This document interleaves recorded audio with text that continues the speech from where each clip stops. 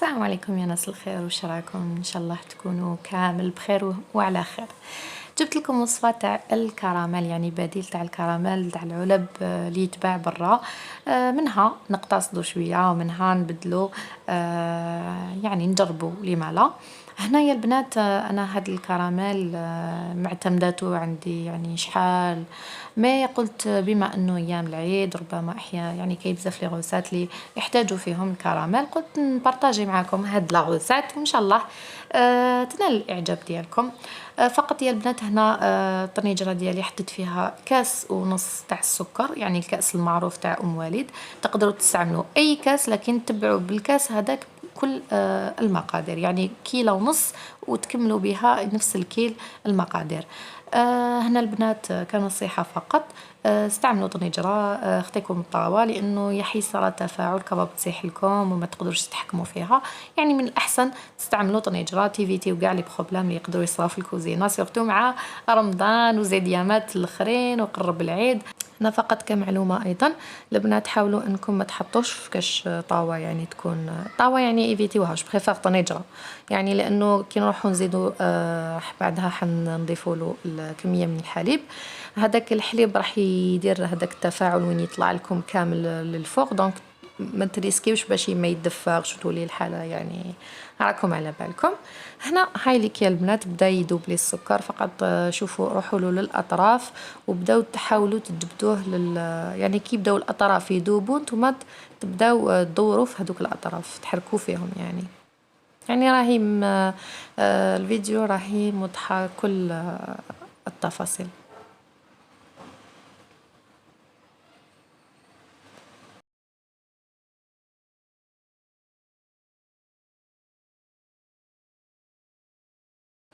هاي ليكم كيفاش راني ندير للاطراف، يعني الحواشي حاولوا انكم تخلوهمش يتحرقوا لكم، يعني عسوه فقط ما تخلوش السكر يتحرق.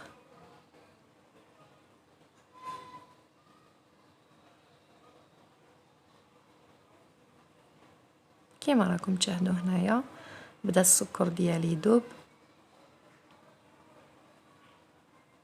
بالعقل بالعقل. حاولت اني كيما قلت لكم نخلي لكم الفيديو يعني ماشي مسرع فريمون، باش فقط تفهموا بلي عمليه انه السكر راح يذوب غير بالعقل.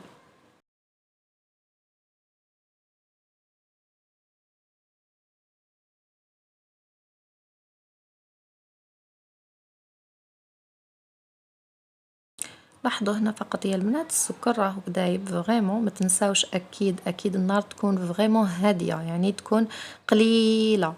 هنا السكر كان شويه محجر، يعني انا كي حطيته كان شويه محجر لي، دونك نستنى حتى هادوك يزيدوا يذوبوا مليح مليح، فقط ما تغفلوش اقعدوا قدامه و كي تلحقوا لهاد المرحله يعني ما تروحوش بعيد عليه.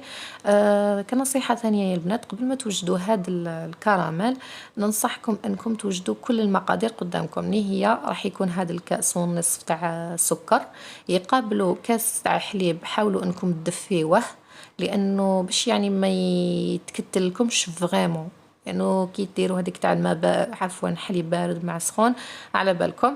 دونك حاولوا انكم تدفيوه، تحطوا كاس الحليب الاولاني تخلطوه معاه، ثم راح نضيفوا كاس عفوا حنحطوا كاس ناقص اصبع من الحليب. ايضا هذاك الكاس راح نخلطوه بزوج مغارف تاع فرينه مع زوج مغارف تاع النشا، يعني هاد المقادير فقط حاولوا انكم تحطوهم قدامكم.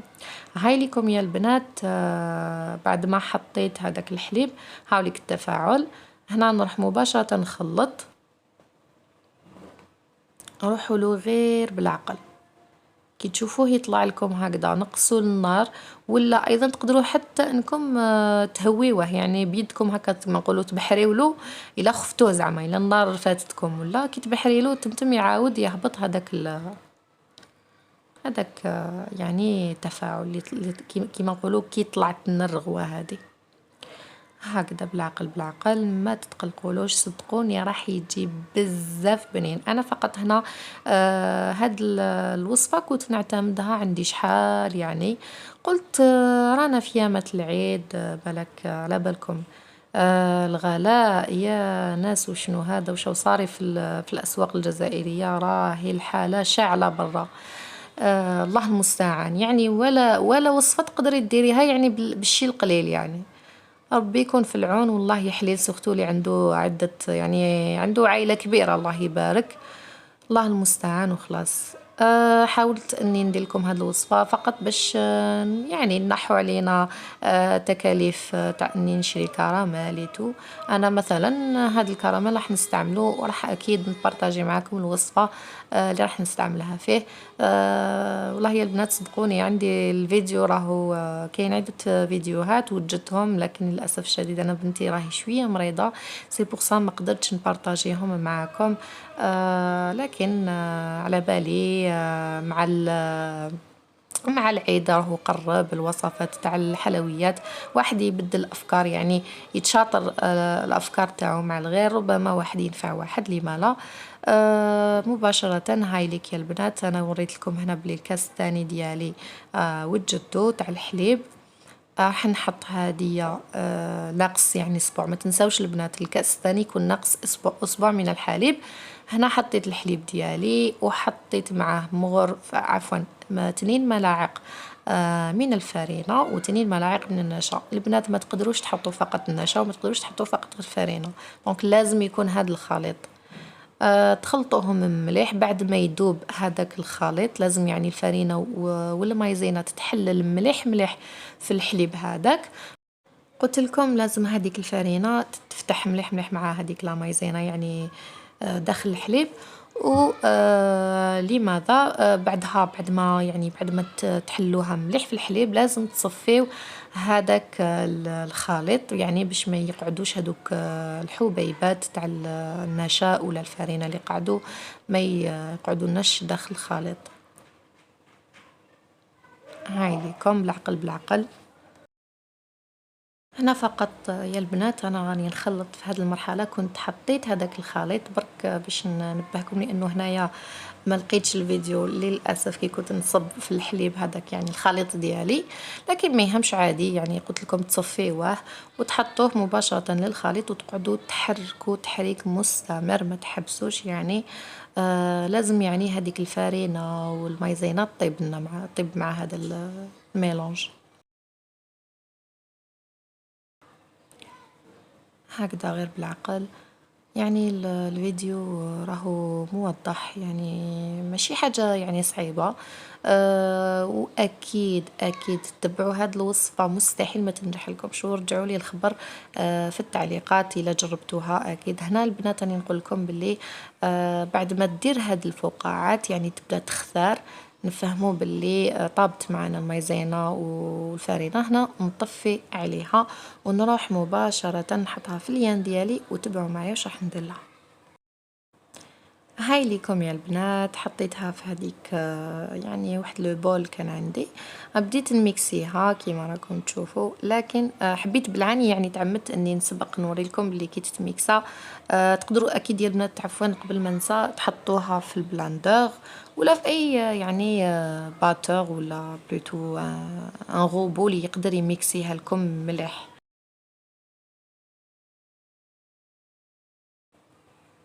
يعني كيما راكم تشاهدوا تميكسيوها فريمون مليح. هنا البنات الحاجة اللي راح نضيفها في هاد الخليط كلمسة أخيرة، ما حش بالك يا البنات حطوا الزبدة. هنا هاد الكراميل ما يجيش فيه الزبدة، راح نحطوا له الملح، كمية من الملح، ونكملوا نخلطوا الخليط مليح مليح بالميكسر باش يصفى لنا كامل ويولي لون يعني كيما نقولوا نت. فوالا دوك تشوفوا معايا النتيجة. هاي ليكم يا البنات راح يجيكم هكذا يعني شويه ليكيد. مي اون فوا ما تنساوش باللي كان سكر وكما نقولوا ذوبناه، دونك راهو يغلي، راهي سخونه الحاله تماك. دونك اون فوا يبرد يدي حراره المطبخ تشوفوا كيفاش يولي. دوك نوري لكم النتيجه.